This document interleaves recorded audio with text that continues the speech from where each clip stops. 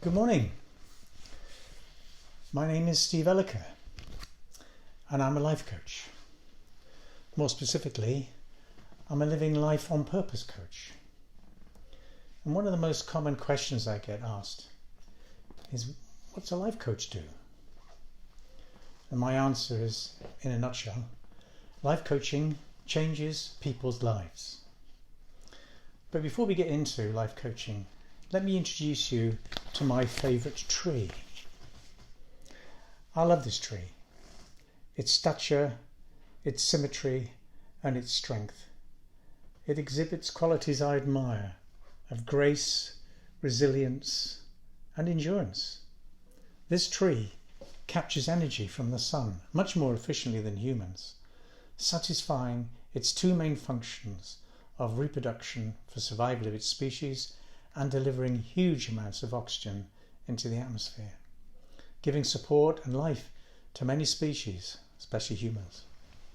Now this tree, like all trees, leads a simple life and harbours a presence that to me affords it wisdom, always living in the present moment without regret or anxiety for its future. It has no ego, no thoughts, no labels, no judgments or criticism, yet by comparison humans will create a lifelong stream of negative thoughts and beliefs. This tree is resilient through all weather and seasons, wind, rain, snow and lightning, and lives in the grounds actually of our local public school, overseeing generations of schoolboys that have been educated and some of whom have long since passed on. But this tree lives on. Its endurance comes from being rooted and grounded in its vast, complex root system that mirrors the majesty of the tree we see above ground. I love this tree. So, what's this beautiful tree got to do with life coaching? Well, it's something of a metaphor for what I do as a life coach. As a life coach, I most often facilitate my clients to know two important aspects of their lives. Who are they? And what do they want from their lives? Like all trees, we are unique, and our uniqueness points to enabling clients to find their unique personality and their unique purpose in life, a purpose that is unique to them. And life coaches believe that deep down, when life coaches ask the right questions and in the right way, we enable our clients to discover their unique purpose and direction in life. Their life, not my life, and also never what I think their life could be. I don't allow my ego to get in their way. I'm merely an advocate for my clients' ability to discover their own life force.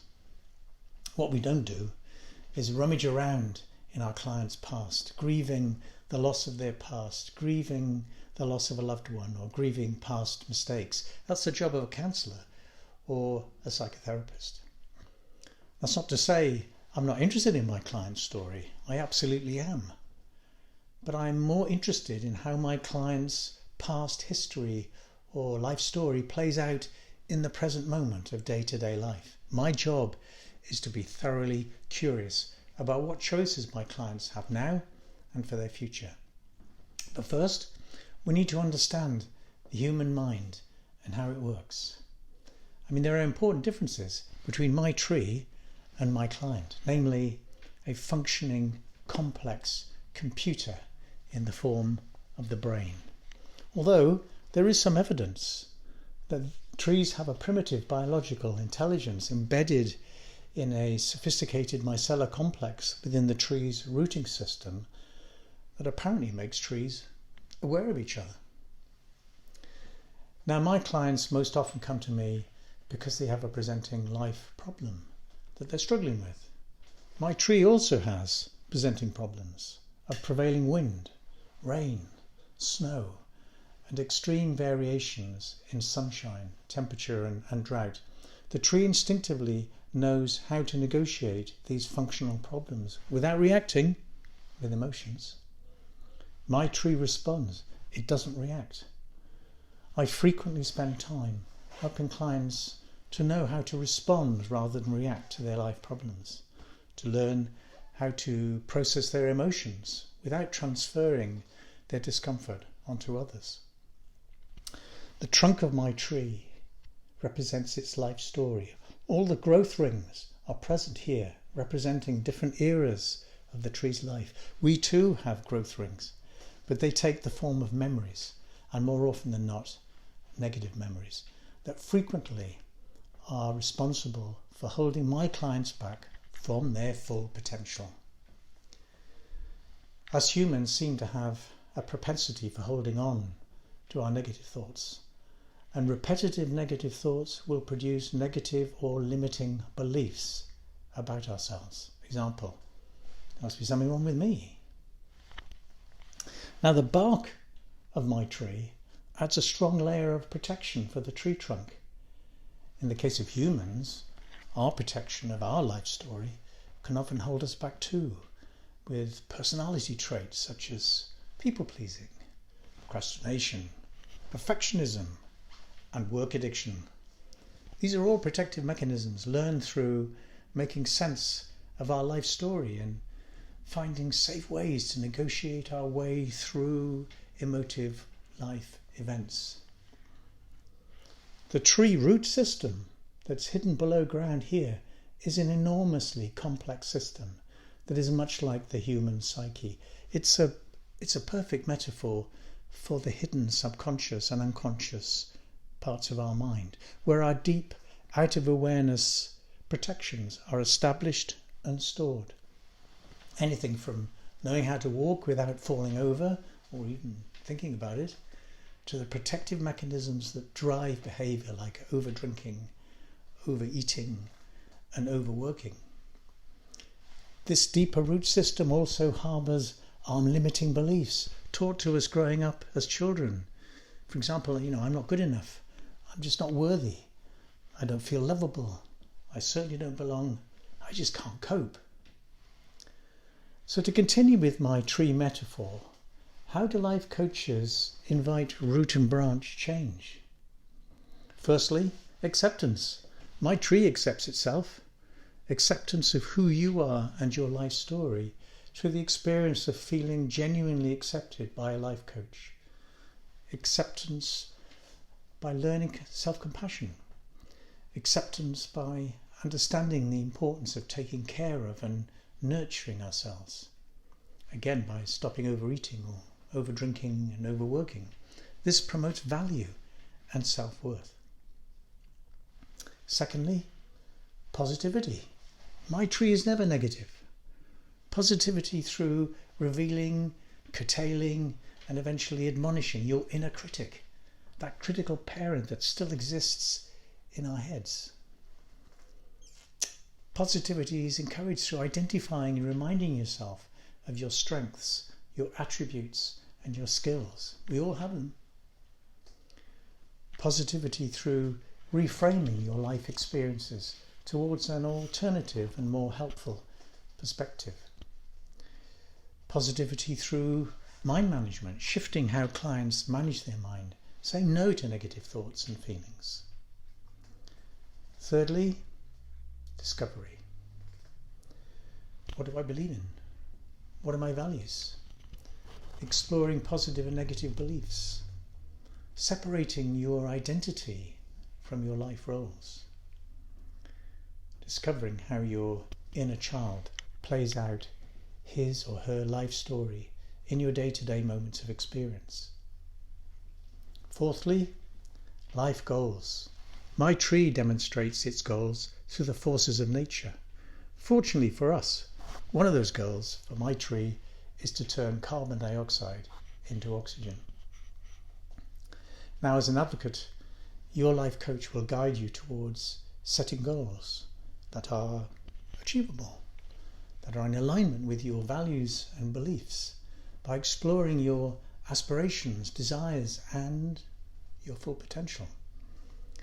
Highlighting awarenesses that come up when exploring your values, beliefs, and identity. Being the client's advocate to discover your unique objectives and life direction. I encourage clients to take responsibility for their choices and goals. Hold clients accountable for achieving their goals, and signposting where appropriate for further knowledge and understanding. Finally, actions and results. My tree can't do this, it just has comparison envy. How will you get to where you want to go? Is your goal feasible? When will you achieve this goal? Does this stretch you sufficiently? What are your likely obstacles? What's going to get in your way? Why have life coaching? I can answer that by letting you know what life coaching has meant to me. Let me explain why I'm passionate about life coaching. A quick summary of my journey from optician to life coach.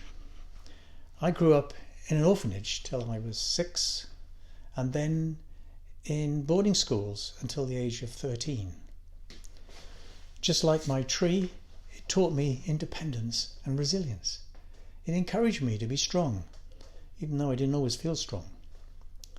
I did really badly at school, which was met with much derision from my family, a single parent mother and a rather distant and usually critical grandfather. Education didn't really click into place for me until I was 16, and I scraped into university and went on to qualify as an optometrist in 1974. I did an advanced qualification in contact lenses in 1999. I worked hard and made lots of money and raised a family, ending up in my early 40s with all the success of my chosen life, but felt lost and empty, and something of an absent father. A particularly destructive divorce followed, and I ended up feeling lost in depression. Something had to change. I decided to go on a journey of discovery. I realised that my family, such as it was, growing up were rather introverted and secretive. There were no relationships. I was frequently told children should be seen and not heard. I never really knew what the hell was going on. My journey of discovery began in my 40s with doing a qualification in hypnotherapy, followed by 3 counselling courses, and then went on to train and qualify as a psychotherapist, which I practiced for 10 years. And after a brief period of retirement and the old COVID shutdown, I went on to qualify as a life coach. Best thing I ever did. It was life-changing. I'd finally got a grip on what my life could be by more clearly understanding how my mind works. I'd spent too long wallowing in my past, attempting to grieve the loss of my childhood and, frankly, getting nowhere. Life coaching delivers understanding of who you are and what you want from life, and how to get there. I now take responsibility for my life, and I'm accountable for the outcomes that come with my life decisions. I'm now living my life on purpose.